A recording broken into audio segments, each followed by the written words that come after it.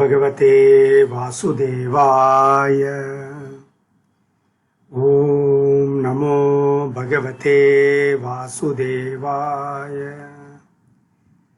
ओम नमो भगवते वासुदेवाय।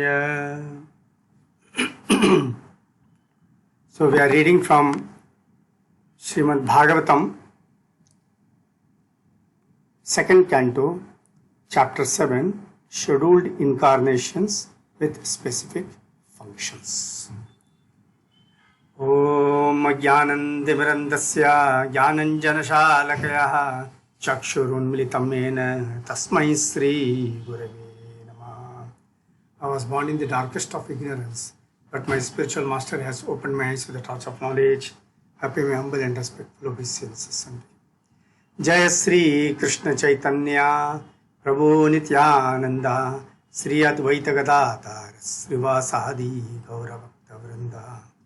Hare Krishna Krishna Krishna Hare Hare, Hare Rama Rama Rama Hare Hare. Hare Krishna. So we are on second canto, chapter 7, scheduled incarnations with specific functions. So in the previous chapter, when it got over, at that time, Brahmaji told Narada Muni at that time, "O Narada, now I shall state one after another the transcendental incarnations of the Lord known as Leela Avataras. Hearing of their activities counteracts all foul matters accumulated in the ear. These pastimes are pleasing to hear and are to be relished, therefore they are in my heart."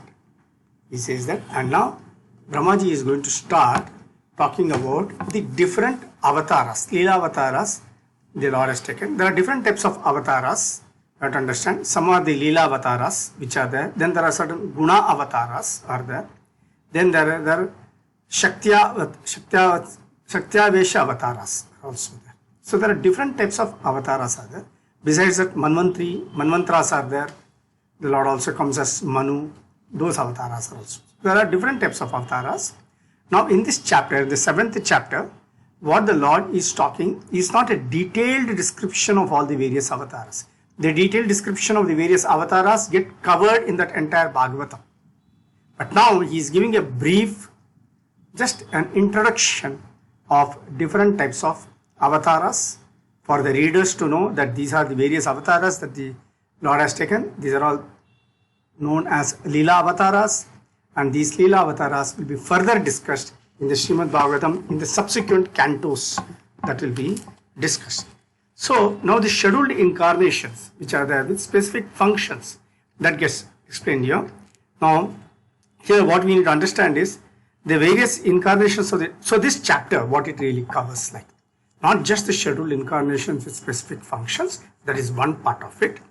Apart from that, the Lord is also, under the various incarnations, so first the Leela Avataras get covered, Manvantara gets covered, then afterwards various activities of Lord Krishna will get covered separately, then incarnations related to Kali Yuga. As far as Kali Yuga is concerned, we all think that there is only Kalki Avatar, but there are one or two more which will be described by Brahmaji, that will be there, then the Guna Avataras. Then afterwards, Brahmaji is explaining how it is impossible to understand the greatness of Vishnu without his mercy. To understand the Lord, one needs his mercy. Then only it will be possible to understand the Lord. He says that. Then afterwards, he is also talking about how Bhagavan feature is superior to Paramatma feature and the Parabrahman feature, he says. And then he is requesting Narada Muni to disseminate this knowledge of Srimad Bhagavatam far and wide. So all these things we will see today in this. So first we are starting with these various Leela Avataras, and in the Leela Avataras, the first incarnation the Lord is explaining is about the Varaha Avatar.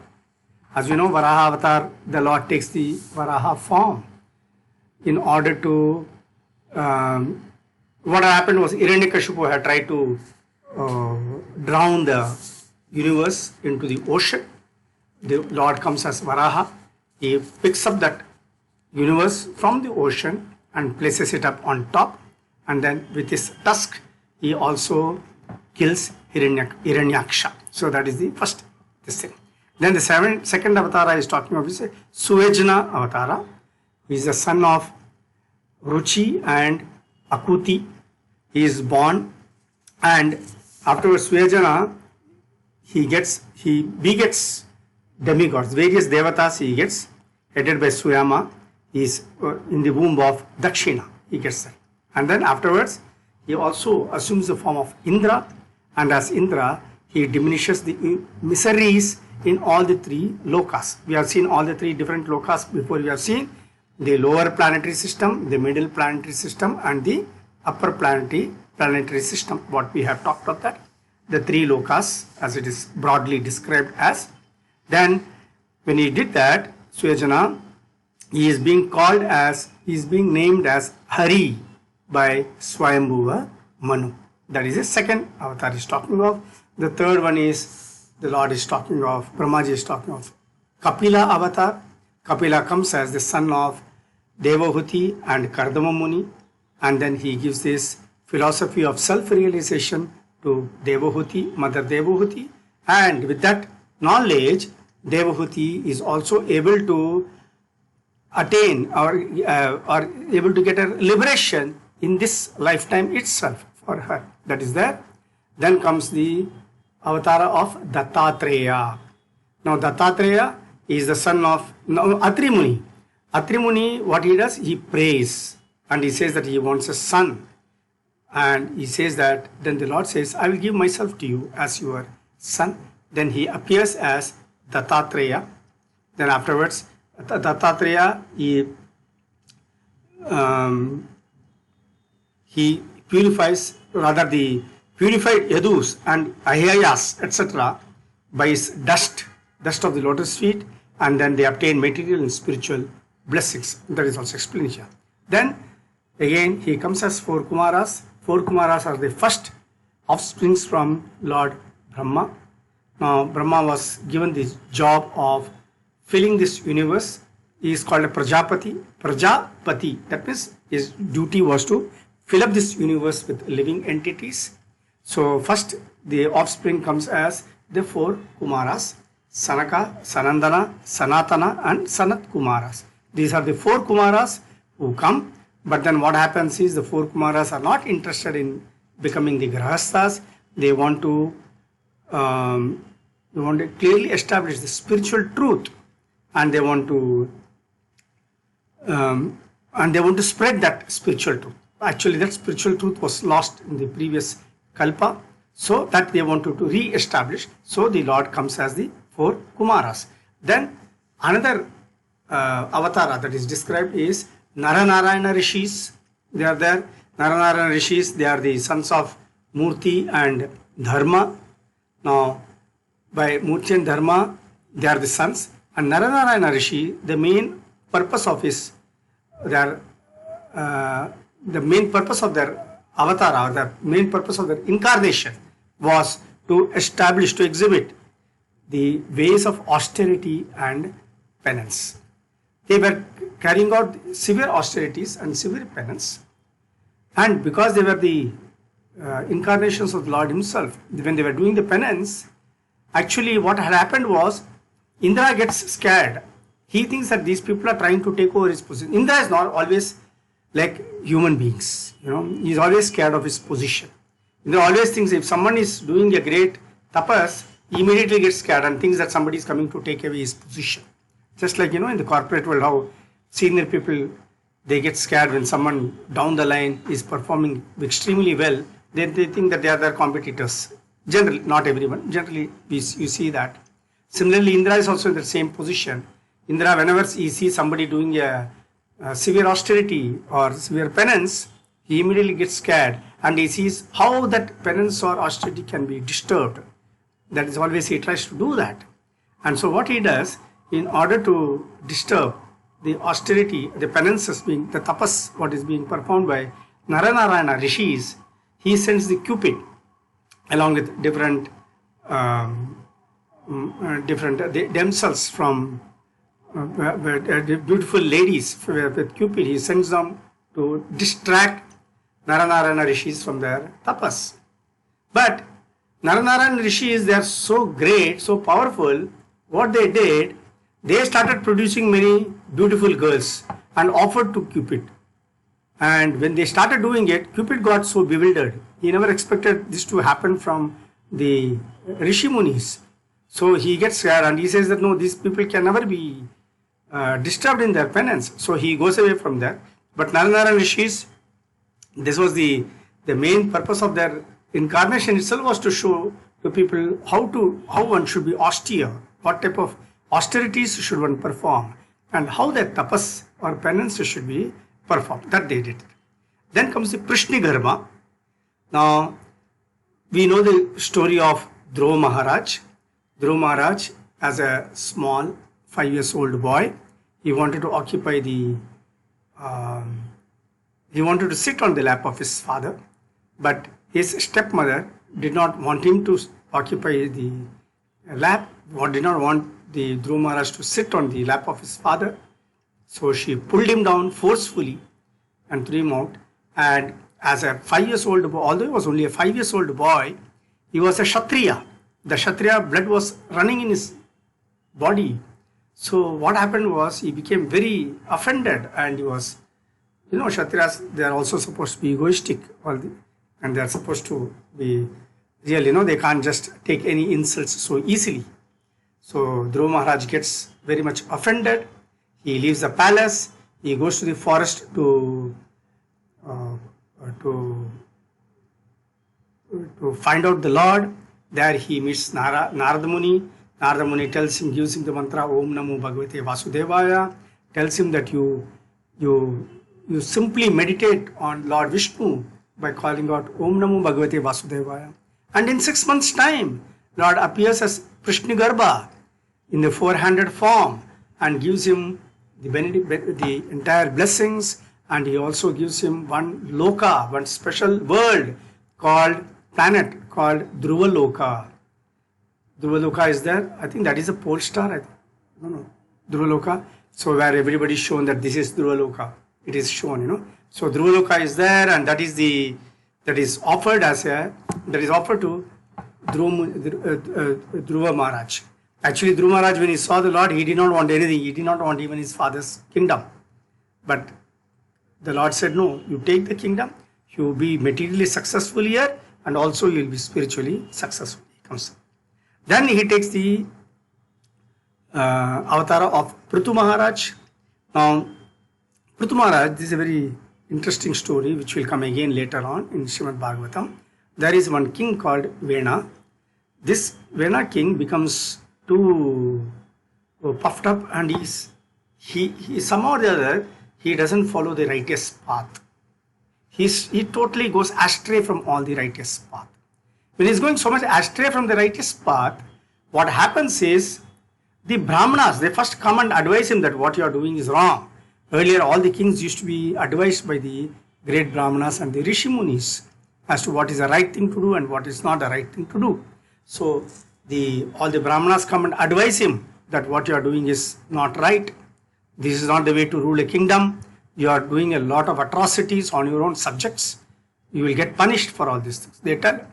But Vena is not willing to correct his way. He keeps on committing atrocities on his own subjects. So what happens is, all the Brahmanas throw a thunderbolt curse on Vena, and the Vena gets burnt to ashes, along with whatever good deeds he had done and all his accomplishments. Everything gets burnt to ashes. From his body comes Prithu Maharaj, and Prithu Maharaj comes, and Prithu Maharaj also retrieves Vena from the hellish conditions. He retrieves him, and he also rules the kingdom so well. So much of a contrast between the father and the son. So Prithu Maharaj rules the kingdom very well. He has got the complete cooperation of Mother Earth, Bhuma Devi, and Bhuma Devi produces such nice crops and products that are required for the satisfaction of the human beings. Everything she does that. So she's so cooperative with Prithu Maharaj, because Prithu Maharaj himself is an incarnation of Lord, and he was following the righteous path completely, was re-establishing the righteous path. Then he also appears as Rishabhadeva. Now Rishabhadeva, he is the son of Sudevi and Nabhi. And see, everywhere you will find both the father's name. It always says who is the father for every incarnation. Even later on, even in Kali Yuga, the avatars of Kali Yuga also mentions who is the father of every avatara. So that there is no confusion. In fact, further it says also in which place they will appear. All these things are also mentioned very clearly, so that if someone comes and claims that he is also a god, then we can always refer to the scripture and find out whether his name is mentioned in the scripture or not. Because the scripture even 5000 years back had mentioned everybody's name. So then afterwards, Rishabhadeva appears as the son of Sudevi and Nabhi. And here, Rishabhadeva, he performs this materialistic yoga, which is followed by all the sages even today. And by that, he showed how to give up this material affection, and also how to control one's senses, and how to be situated in one's self. So that is being explained by Rishabhadeva. That is there. Then Lord Brahma carries out a lot of big tapas. He carries out one big sacrifice, and from that sacrifice comes out Hayagriva. You have heard of the name of the Hayagriva avatara of the Lord.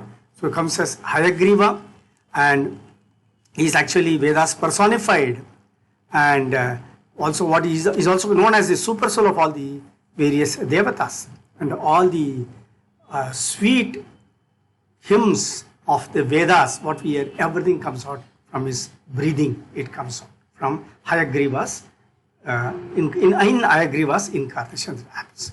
Then he also appears as Matsya Avatara. The Lord comes as Matsya Avatara. See, these are not in any particular order. We should know that. So don't think that this is the order. No. So Matsya Avatara is there. Then at the end of the Vaivasvata Manvantara, the Lord appears as Matsya Avatara to shelter all the living entities. When the whole universe is getting inundated with water, Lord Brahma gets really scared at that time. And when the Lord Brahma gets scared, the Vedas come out of his mouth at that time. And when the Vedas come out of Brahma's mouth, the Lord takes all that Vedas, gives protection to the Vedas, and in fact he keeps enjoying in those waters. The Lord keeps enjoying in those waters. Then there is also this Kurma avatar. In the Kurma avatar, the Lord comes as a form of a tortoise. When what is that ocean? Samudra Manthan, what do you call that? Samudra Manthan. So when that Samudra Manthan has to be done, they bring this Mandara mountain, that is to churn between the Devatas and the Asuras. So when that Mandara mountain is brought first, the Mandara mountain, they are not able to keep it down, because what happens is there should be some base. The base was not available. So whenever they were trying to churn, the Mandara mountain was falling this side or that side. So what the Lord does, the Lord takes the form of a tortoise and goes below the Mandara mountain to give us a base. So the Mandara mountain is kept on the top of the tortoise, and then afterwards they do that, Samudra Manthan, they do that. Now when they are doing, the Lord was actually getting that itching sensation behind. So when that itching sensation when the Lord had, and when they were doing that Mandara, when they were churning the Mandara mountain, it was so refreshing or so relieving for the Lord at that time. Because when there is a itching somewhere, some scratching sensation is there, till the time you scratch it, that doesn't give you that satisfaction. Similarly, Lord also had that itching sensation behind his back. And when he came as a tortoise and lay below the mountains, below the Mandara mountain, and when the mountain was being churned, so it turns like this, like that. That was giving a very soothing feeling for the Lord. Big relief it was giving for the Lord. Then the Lord also appears as Narasimhadeva. Narasimhadeva, he appears to protect his devotee Prahlad Maharaj from the hands of Hiranyakashipu. Hiranyakashipu was a great demon, very powerful demon. He was not only very powerful, he was also very fearful demon for all the devatas and everybody. So he appears as Narasimhadeva to protect his devotee Prahlad Maharaj and to annihilate. You may say, so basically he comes mainly to protect his devotee Prahlad Maharaj. He comes. Then Gajendra Moksha. In Gajendra Moksha again he comes as Hari. You know the story of Gajendra, which gets caught by the crocodile. Sorry about it. He gets caught by the crocodile. The leg gets caught by the crocodile. For 100 years, both the crocodile and Gajendra, they keep fighting. But finally the Gajendra finds that crocodile is very, very powerful. He can't do anything. He is so helpless in the presence of in the waters with the crocodile in crocodile's mouth. His leg is there. So after 100 years, within this period, Gajendra realizes how Gajendra was the most powerful king, elephant. And he was always surrounded by his friends and relatives, and all the she-elephants were always close to him. He was having a great time in this world. But at the time of distress, he realized howsoever powerful one may be in material world, that power has got no value. Even that power becomes powerless. He also realized you may have so many well-wishers, so many friends, everybody one may have, so many relatives. But at the time of distress, again one becomes all alone. Everybody leaves you and goes. He realizes all those things. So finally, because of his sukriti, because of his past good karmas, although he was an animal in ignorance, animals are all in tamasic guna only. So although he was in tamasic guna as an animal, he could recall the necessity of dependence on the Supreme Lord. So he comes out with a beautiful shloka. He calls out the Lord. He doesn't know who is the Supreme Lord. He doesn't know. But he simply comes out with a big prayer. He says, "O Adi Purusha, Akila Lokanatha, Tirtha Shravaha, Shravana Mangala Namadeya." He calls out all these various names. See beautifully. "O Adi Purusha," he calls out. Then says, "Akila Lokanatha." The Lord says, no? Sarvaloka Maheshwaram, he says like that here. Akila Loka Nata. Of all the lokas, you are the Nata. Nata means the king, the supreme person. And Adi Purusha means again the first person. Adyam Purana Purusham. He says no like that. So Adi Purusha, Akila Loka Nata, Tirtha Shravaha. You are the place of pilgrimage for everybody, he says. And Shravana Mangala Namadeya. That is your name. Shravana Mangala Namadeya. Your name, when it is heard, it brings all auspiciousness. Shravana Mangala Namadeya. He calls out the Lord. So hearing Gajendra's prayer, Lord knows that he is calling out me only. I am all these things. I am Adi Purusha. I am Akila Lokanatha. I am Shravana Mangala Namadeya. I am the one. So he is calling out my name, although he doesn't know whom he is calling out. Gajendra doesn't know. He simply appeals to whoever you are, please come and save me. Like that, you know. So the Lord comes immediately on his Garura Vahana, and with his wheel he cuts out the mouth of the crocodile and saves Gajendra, and he gives him that complete liberation. So he comes as Hari at that time. Then the another avatara that is being described is the Vamanadeva avatara. This is a very famous again story of Vamanadeva, which we have discussed in these classes also. We have discussed this. So Vamanadeva is there, and Vamanadeva avatara is where Bali Maharaj, he conducts the yajna, and Vamanadeva comes as a Brahmana boy, and he is the last son of the Aditi. because Aditi's elder sons, the earlier sons are all the devatas, and they are all being driven out from the kingdom, from the heavenly planets and other Svargaloka and everywhere. So they lose all their powers.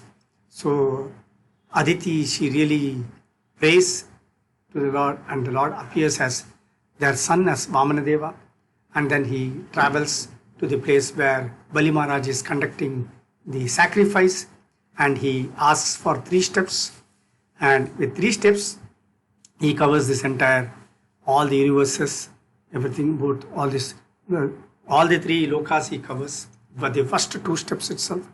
And for the 3rd step he doesn't have a place, so he asks Bali Maharaj, and Bali Maharaj gives his head and says that you can place your feet on my head, he says, and that's how he gets all the 3 steps like that. So Vamanadeva is another avatar of the Lord. Then Hamsa Avatara is there.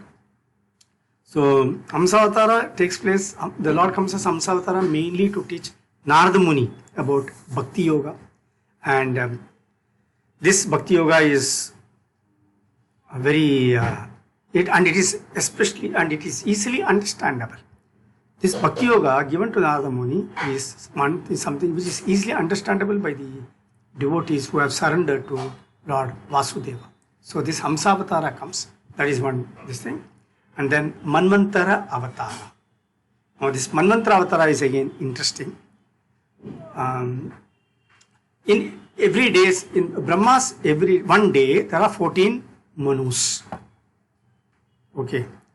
There are 14 Manus in one Brahma's day. This is a very interesting calculation. It is there. And here it is being explained. Give me a minute. I would just want to explain. This is a beautiful one. 7.20.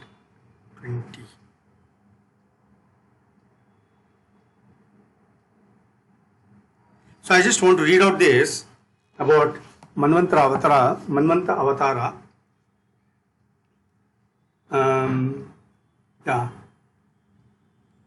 In one day of Brahma, there are 14 Manus, changing one after another. In that way, there are 420 Manus in a month of Brahma, and 5040 Manus in 1 year of Brahma. Brahma lives for 100 years according to his calculation, and as such there are 504,000 Manus in the jurisdiction of one Brahma.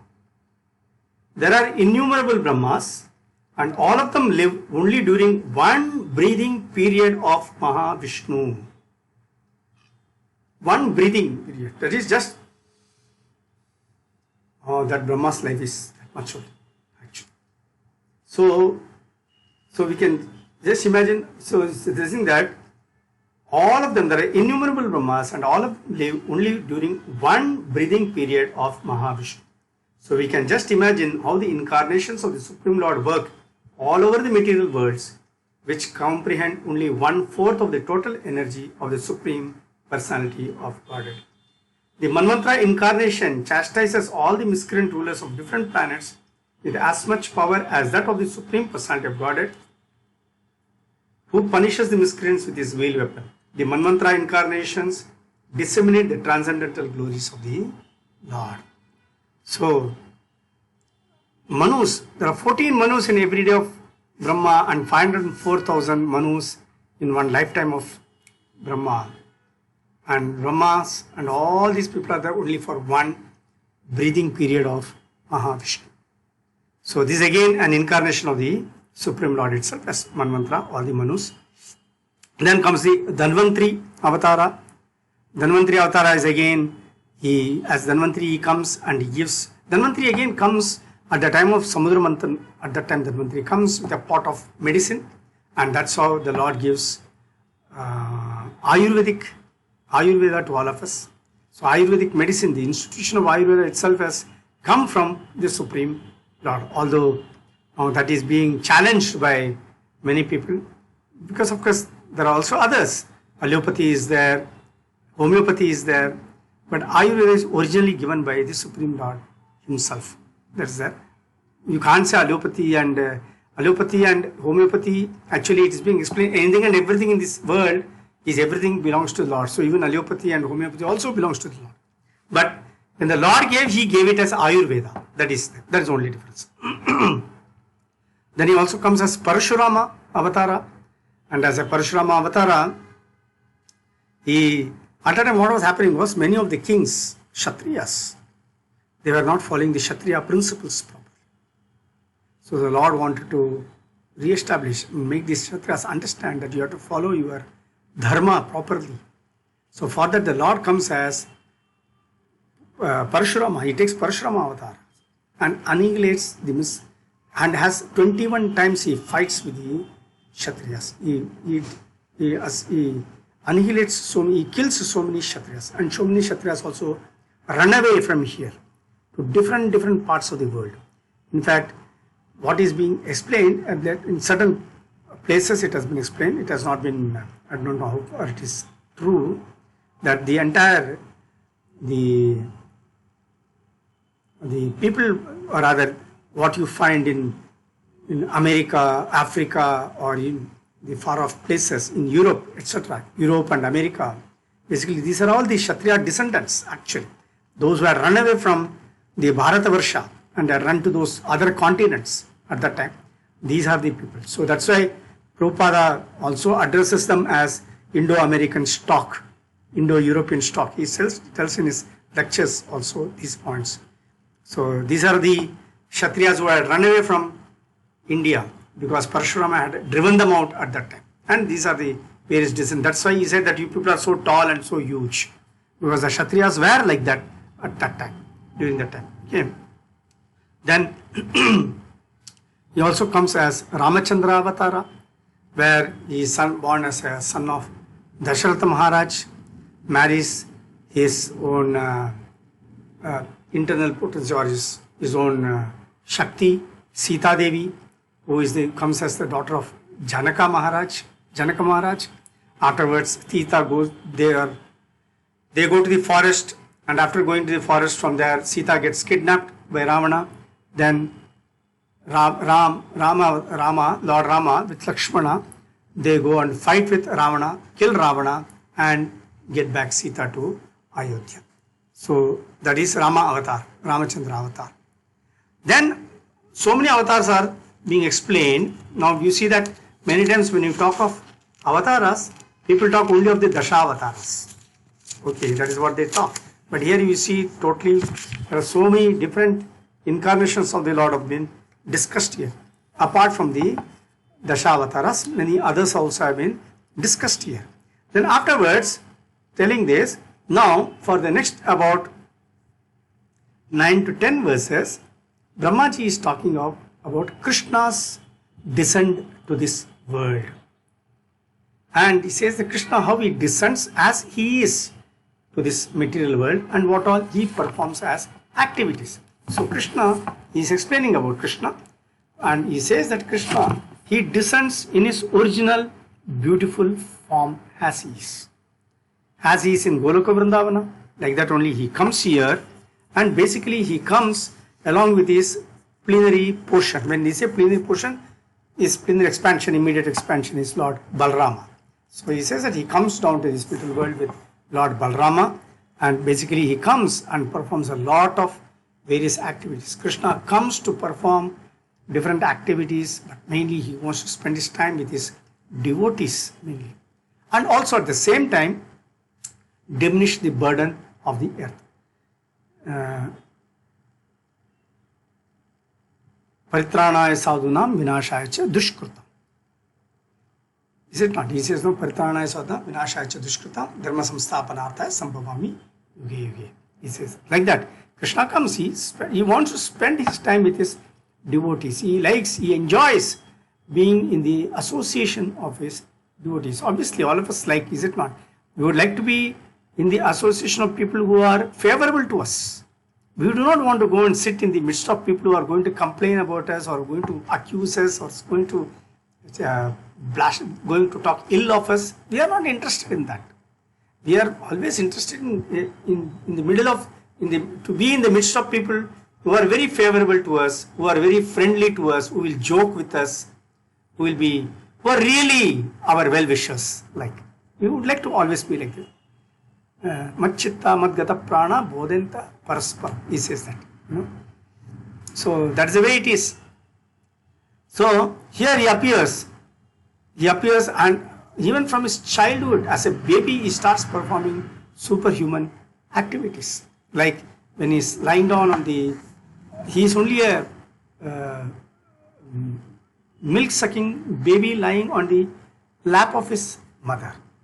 Even at that time, he sucks away the life of Putana, because Putana wants to kill him. She's being sent by Kamsa, and he kills Krishna as a baby kills Putana.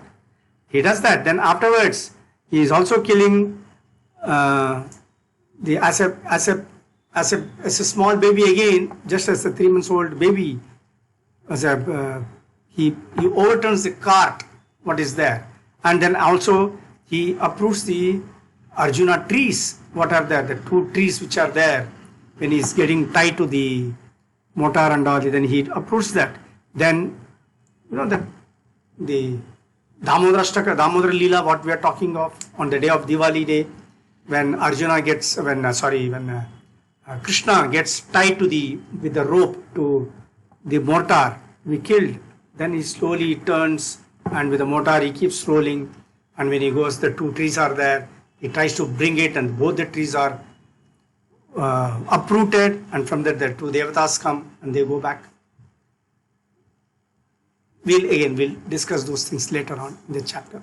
So the Damodar Leela, what gets performed there at that time, then the Kaliya snake, what is there? So he goes, and the lake is there where the Kaliya snake is staying there, and Kaliya snake is very poisonous, venomous, and nobody is able to come close to that lake. Krishna gets into that, and then he does the Kaliya Nritya. He does on the head of the Kaliya snake. Several heads the Kaliya snake has got. He dances on the Kaliya snake's head, and also sends Kaliya from there and frees that place from all the poison. That night, when all the Brajavasis, they're also happy to know that Kaliya has been driven out of that place. So they all sleep on the shore itself. Nearby only they all sleep. They are not going to the house. They have all come to see Krishna doing this, and after seeing Krishna doing this, they don't feel like going back. They all stay there, and when they are sleeping there, at that time there is a night big forest fire, and these people also these Brajavasis not even aware that the forest fire is there, and the forest fire will kill them, but they don't realize it. But then Krishna and Balarama, what they do? Krishna just opens his mouth and he closes his eyes, and the entire forest fire is swallowed by him. So Krishna performs that activity also. Then when the Mother Yashoda wanted to tie him on the mortar, Mother Yashoda couldn't tie him so easily. Always she was finding that the rope was falling short for the purpose of tying. So at that time, then afterwards, when Yashoda was so much sweating, she had become tired. Seeing the mother's condition, the child feels a bit sorry for her. Then he allows Mother Yashoda to tie him. So he teaches by that it's not easy to tie the Lord by anyone, but one who is his devotee, that devotee Bhakta can very easily tie the Lord. All the Bhaktas have really tied the Lord into their heart. Actually, they are kept him. The Lord is inside the heart of the Bhaktas. They have already brought him inside, kept him, and kept him safe inside. And the Lord also is very happy to stay inside Bhaktas' hearts. He also reciprocates like that. So Krishna showed to the world that it's not easy to bind him by anyone, but one can bind him when he decides, when he allows himself to be bound. And what is that binding rope that is required? The binding rope of love. That is what is required.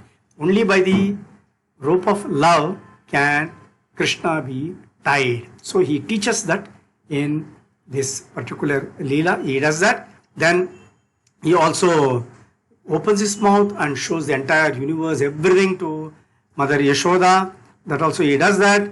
And then he also releases Nanda Maharaja from Varuna. Varuna once takes away Nanda Maharaja. Nanda Maharaja goes to take bath in that river, Yamuna river. He thinks that already it is time up to take bath in the early morning, but it's actually midnight.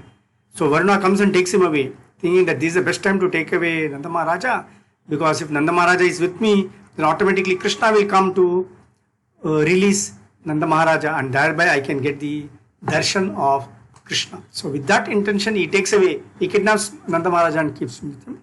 Like that, Krishna also comes later on, and Varuna is able to take the darshan of Krishna. He is so happy, he falls at his feet and he says that this is the reason why I have taken your father, because I wanted you to visit my place. So he does that. So he does that. Then afterwards, he is also, Brajavasis are there. Brajavasis are totally dependent upon Krishna. He doesn't have to, they don't depend on anything else. So all of them, he gives them the liberation. He gives them also to, sends them to the spiritual world. That also he does. Similarly, there are also many other demons, sorry, there's also one more thing about this Govardhana Puja. I didn't say. Govardhana Puja also is being conducted. How the Indra comes and reigns, and Indra is made to open his eyes and understand that you are not the God, I am the God. Krishna shows him. There's there also the Brahmaji, who kidnaps all the gopas and the calves. Then how Brahmaji is also shown that Krishna is the Supreme Lord. For some unknown reasons, Brahma also gets illusion, and he didn't accept Krishna's supremacy at that point, or he forgot Krishna's supremacy at that point of time. So those are the other leelas that were performed. So there are several leelas performed, which gets covered in the 10th canto of Srimad Bhagavatam. There's a book called Krishna book, which is beautiful right from the time he is born till the time he leaves this material universe. Everything is being described in that book, beautifully explained. There's a part of Srimad Bhagavatam given by Sukadeva Goswami to Parikshit Maharaj. Then afterwards, as grown up, then he also kills so many asuras, either by himself or through his expansions like Balarama or Arjuna, and they are all either liberated, they all go to the spiritual sky, or to some of them are sent to his own Goloka Vrindavana. All those things are also done. Then the Lord also appears as another incarnation, is Vyasadeva incarnation, because the Lord Vyasadeva incarnation had to take, because the Vedas had to be again split into the 4 Vedas, the Puranas had to be written, Itihasa had to be written, and the entire Srimad Bhagavatam had to be written. And this is such a massive job, and ordinary persons cannot do it. So the Lord himself had to come down as Vyasadeva, as a son of Satyavati, and do this. Now, what we have to understand is, now comes the incarnations related to Kali Yuga. These are the things, So from Vyasadeva, incarnations are related to Kali Yuga. So one is Vyasadeva, another is Buddha. Buddha is a very recent incarnation of the Lord. Again, he comes to teach on the basis of the Vedic principles, when a lot of killings of the innocent animals were taking place, the Lord had to come and re-establish basic principles of religion. And he had to take an atheistic view at that time, saying that I don't believe in this Vedas, etc. Because he wanted to, at that time, he wanted to again bring back people to a particular level and make them realize that killing is inhuman. Killing is nothing but violence. He wanted to re-establish that basic truths. He wanted to give basic principles of life of a human being. He wanted to establish. So he comes as Buddha avatar. Then he will also come as Kalki avatar. So about Kalki avatar, that is being explained at the end of Kali Yuga, when there will be no there will be no Hari Katha at that time. Even the so-called sages, great respectable people, even they will not know who is God, what is God, who is Hari. They will be totally, they will be totally immersed in ignorance, and giving respect only for the body, to the power of the people and to the wealth of the people. That is what will get the prominence. The values of people will not have any value. Even if you are a good man, you will have no value. But if you are a very rich man, you will have a great value.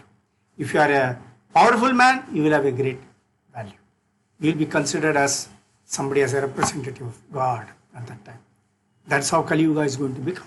It will explain. So at that time, at the end of Kali Yuga, the Lord will come again to re-establish the religion and then pass it on to next Satya Yuga. It will go to.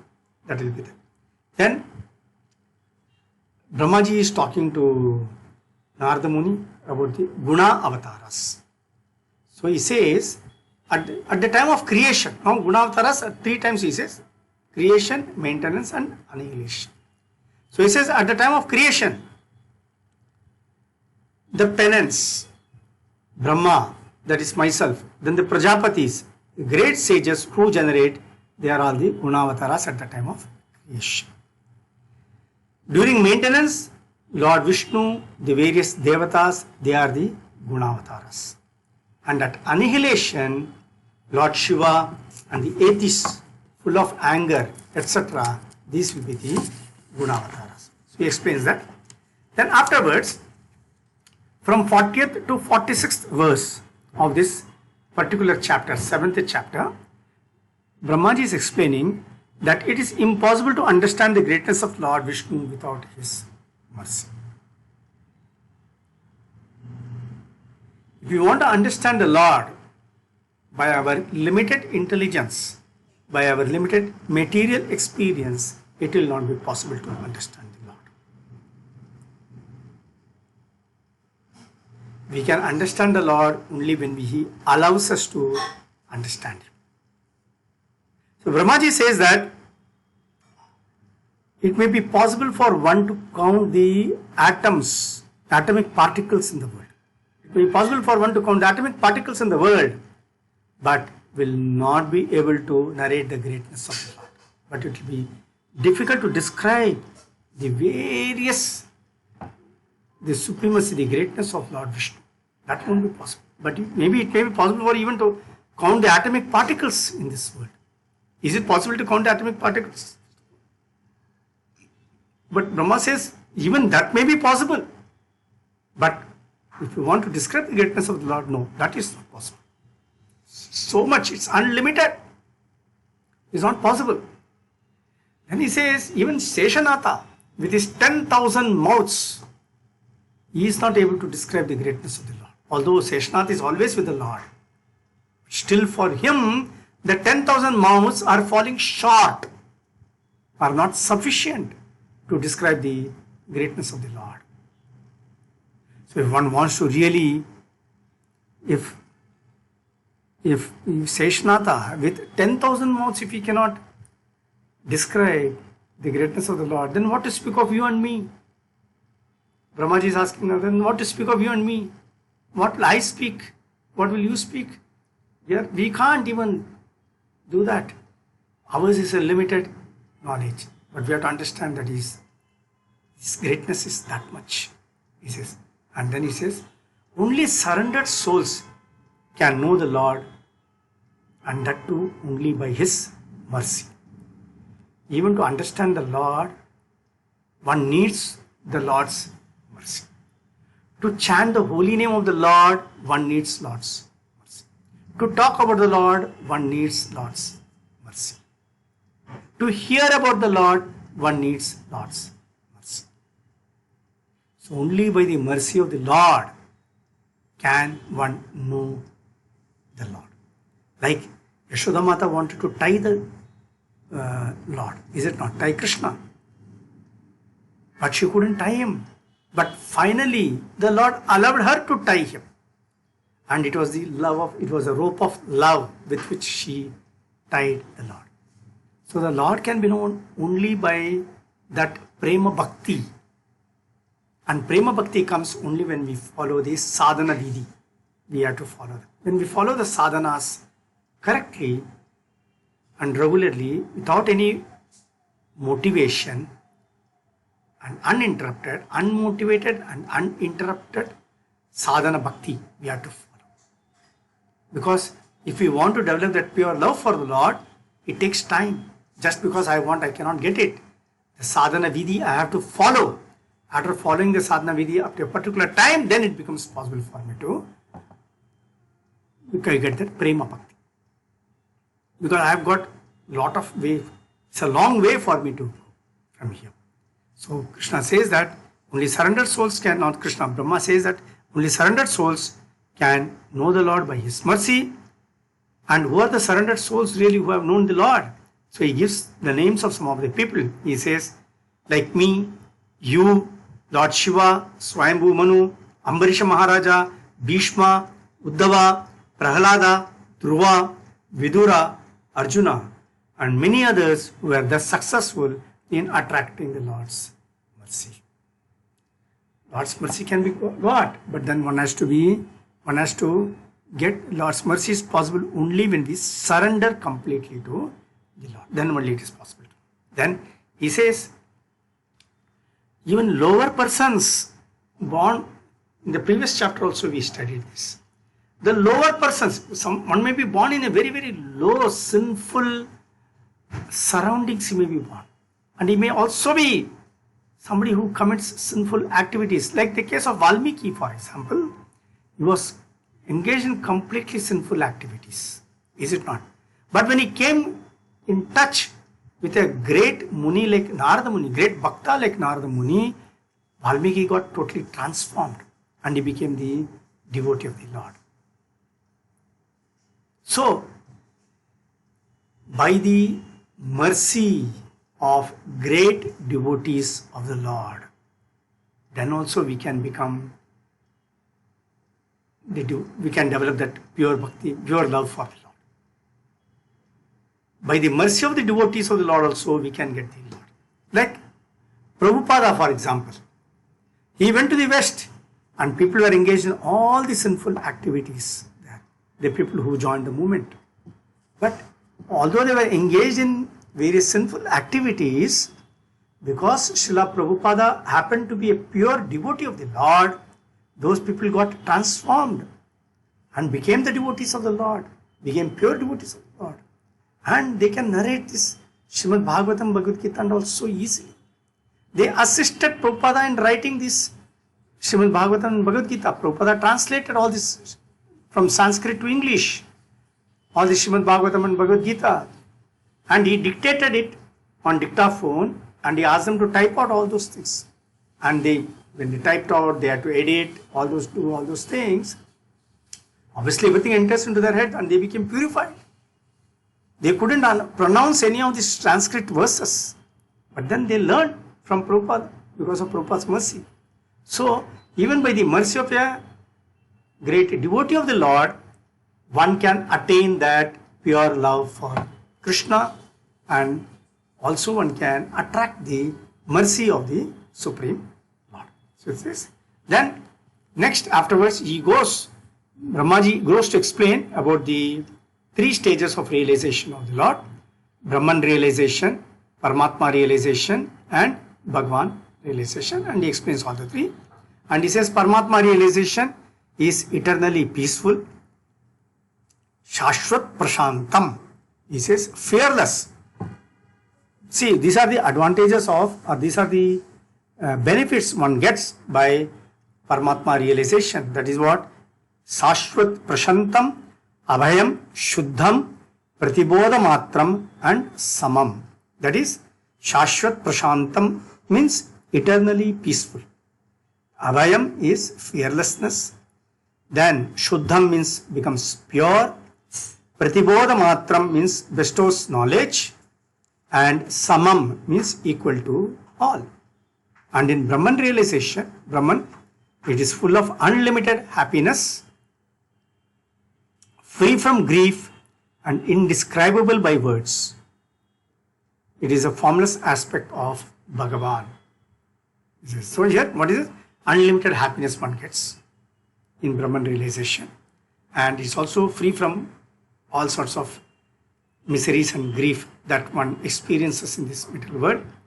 And also, once one becomes free from grief, then that means again happiness, and that is indescribable in words. And again, it is you don't see the form of it is a formless aspect of the Bhagavan, is it not? Brahman realization means what? Just entering into the Brahma Jyoti of the Lord, ultimately. Then, he's talking about the Bhagavan, this thing, and he says that Bhagavan realization is the ultimate, that is the highest, where one accepts the Swarupa of the Lord. One accepts the Swarupa of the Lord as described in the in Srimad Bhagavatam and in the scriptures by great Munis and Rishis like Narada Muni, Brahma. Everybody has described the Swarupa of the Lord. They are given that. And his Swarupa is so beautiful that it can't be expressed in words, by words. But still, many times they are given the material examples just to make us understand how it is. But actually it's beyond any description, the beauty of the Lord. So the Brahman qualities what were explained, that is seen more abundantly in Bhagavan form. And Jnanis and Yogis, they also give up their paths ultimately to get into this Prema Bhakti form and go after the Bhagavan form of the Lord. And he says that, and in the 49th verse, Brahmaji explains to Narada Muni, Bhagavan is the ultimate benefactor, not Paramatma or Brahman, who bestows the results of all processes, yoga, jnana, karma, etc. Even if the body is finished before perfection, the result is carried over. So Brahmaji explains ultimately. So one has to come to that Bhagavan feature to worship the Lord, that is, accept the feature of the Lord as explained in the Srimad Bhagavatam and in other places. And when one starts worshipping, accepting the form of the Lord and worshipping Him, then it becomes easier. That is the easiest form of worship. This is. After explaining all these things, Brahmaji is concluding now. Now the concluding verses, we have come to the last 4 verses of this particular chapter. And in this last 4 concluding verses, Brahmaji is explaining to Narada Muni, my dear son, I have thus explained to you in brief about the Supreme Lord Hari, who creates all worlds and without whom nothing exists. Who creates all worlds and without whom nothing really exists. Whether it is material world or spiritual world, everything is dependent on the Supreme Lord. In the previous chapter, Brahmaji had told the same thing and said that irrespective of whether it is material world or spiritual world, all these various things and the living entities, whether in the spiritual world or in the material world, everyone is dependent on the Supreme Lord. And here, further he says that I have given you this knowledge of Srimad Bhagavatam as I have heard. As I have heard from whom? From the Supreme Lord Himself. Now, various potencies, various powers, various avatars, everything I have explained to you. They are different in the previous 2 chapters also. Chapter 5, chapter 6, and this is the chapter 7. These 3 chapters are dedicated to Brahmaji's speaking about how the creation of this universe, the various potencies of the universe, the material powers, the spiritual powers, the Ekapada, Tripada, that is 1/4 energy of the Lord, 3/4 energies of the Lord, which we saw in the 6th chapter. All these things are explained by Brahma to Narada Muni. And he says that I have explained all these things to you, and as has been spoken by the Lord to me, describing it with determination in such a way that it gives rise to bhakti in all living. Go around and discuss. He says, distribute this Srimad Bhagavatam to everybody. Srimad Bhagavatam is nothing but the pastimes of the Lord. You know, the various leelas performed by. That's why all the various avatars were described today in this chapter. Because the Lord performs his various pastimes, leelas, assuming different avatars. And when he does it, either he does it independently or along with his, or in relation with his devotees, he does as pure bhaktas, he does that. So, Brahmaji is telling Narada Muni, go and distribute this Srimad Bhagavatam to everybody. Describe it with determination in such a way that it gives rise to bhakti in all living beings. Important. And if one constantly describes Maya in relation to the Lord, remembers Maya or hears about Maya with proper faith, he will not be bewildered by Maya. So that also he says. And finally he concludes this chapter saying this. He is requesting Narada Muni to go and glorify and spread this message of the Lord to everyone about the Leela Avataras of the Lord. So with this we conclude this chapter for the day. This is a summary of the various incarnations of the Lord. So we'll go on Monday, we'll see the next chapter, that is the questions raised by Parikshit Maharaj further on this. So we'll see. With this I will stop the class for the day. Thank you very much to all of you. Srila Prabhupada ki Jai. Srimad Bhagavatam Granth Raj ki